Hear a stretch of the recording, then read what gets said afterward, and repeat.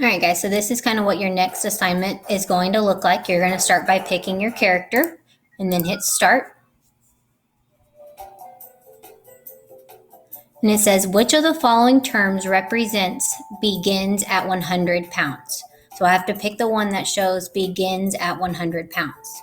Since it has this keyword here of begins, I know that's talking about the y-intercept or the constant. So it will not have the x with it. So I know this 100x and negative 100x are not the correct one because they have the x. I need one of these without the x. And if it begins at a positive 100 pounds, I know that term would just represent 100. So I click on 100. And it says, nice job, so you know if you're wrong or right. And you can see my little penguin climbing up the mountain. And then I get ready for my second question.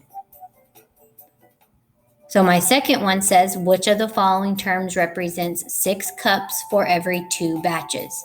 Since it has this keyword here of every, I know it must have an x. So it cannot be this negative 3 or this positive 3 because there's no x. And then since it's 6 cups for every 2 batches, I know I need it for 1 batch. So I would divide 6 divided by 2, which would get me a positive 3. And it will be positive 3x because it says every. So then I click on positive 3x. And it tells me if I'm correct or not. And then again, my penguin will go up the mountain. So you're going to do this for all the questions. Once you finish and you get to this part, you'll go ahead and click this right arrow over here that's blue to go on to the next part of your assignment.